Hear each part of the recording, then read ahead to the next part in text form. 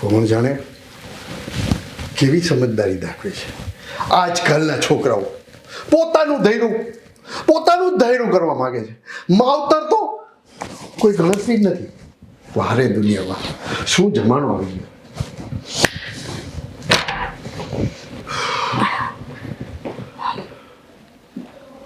શું થયું? દરવાજો ક્યાંનો નોક કરતી હતી, તમે ખોલ્યો નહીં? અને દરવાજો કેમ ખુલ્લો છે? મારો મગજ છે ને ચક્રાવે ચડ્યો છે. ચક્રાવે? શું થયું? આ તારા સુપુત્ર. અને પણ આટલો બધો ગુસ્સો શું કામ કરો છો? અરે ગુસ્સો જ આવે ને, શું થાય તો? શું કીધું દેવાંગે અને તમને ગુસ્સો આવ્યો? મેં ખાલી એને એટલું કીધું કે મેં કીધું તે ત્યાં છોકરી જોવા ગયો તો તું? તો કે નહીં પપ્પા, હું ત્યાં નહીં જાઉં. હું મારી મનપસંદ છોકરી સાથે જ હું લગ્ન કરીશ. હવે એ તો વાત થઈ જ ગઈ છે ને. મેં તમને કહ્યું પણ હતું કે છોકરી સાથે લગ્ન કરવાની ના પાડે છે ને, જે પ્રેમ કરે છે એની સાથે લગ્ન કરવા માંગે છે. તો પછી આ વાત જાણીને તો શું કામ ગુસ્સે કથાવ છો? આપણે સમજાવશું ને કે જે જોણ જોવા જવાનું છે તે આપણે સાથે આવે. તને ખબર છે એ છોકરી કોણ છે, કેવી છે? મને ક્યાંથી ખબર હોય કે કઈ છોકરીને કોણ છે, કોને પ્રેમ કરે છે? તમને ખબર છે? ભાઈ સાહેબને આંધળી છોકરી સાથે પ્રેમ થઈ ગયો છે. બોલો. શું?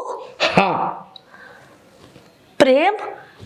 અને એ પણ દેવાંગને, કે દુનિયા જોઈ નથી શકતી એવી છોકરી, એટલે કે આંધળી છોકરી સાથે પ્રેમ? અરે દેવાંગ કઈ દિશામાં જઈ રહ્યો છે? અને આપણે જે પાત્ર બતાવી રહ્યા છે એ તો એની કરતા 7 ગજે સારું છે. છતાં એને નથી ગમતું. એને પોતાની દુનિયા પણ બ્લેકઆઉટ, અંધારપટ. બસ એને એ છોકરી સિવાય બીજું કંઈ ગમતું જ નથી. તમે મગજ ઠંડો રાખો, માથા પર બરફની પાટ મૂકો અને શાંત રહો. હું દેવાંગને સમજાવીશ. મને તો ખબર જ નહોતી કે જે છોકરીને પ્રેમ કરે છે દુનિયા નથી જોઈ શકે, આંધળી છે. મોકા બધી વાત. એ છોકરો ગાંડો થઈ ગયો છે. અને મારી પણ એક વાત કાન ખોલીને સાંભળી લેજે. જો હું કહું ને ત્યાં એના લગ્ન નહીં થાય ને તો એને આ ઘરમાં રહેવાનો કોઈ અધિકાર નથી. એને કહેજે અહીંથી નીકળી જાય. શું કહો છો તમે? હા, હું કહું છું એ બરાબર કહું છું. દેવાંગને આ ઘરમાંથી કાઢી મૂકવાની વાત કરો છો?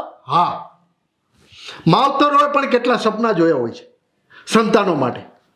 મેં એને બધું કીધું કે તારા માટે કોઈ સારી ડાઈ છોકરી, સંસ્કારી, સારા ખાનદાનની, આ એક માવતરનું સપનું હોય છે.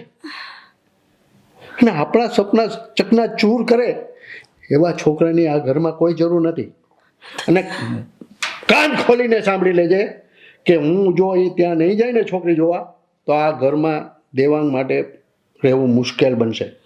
સમજી? મારી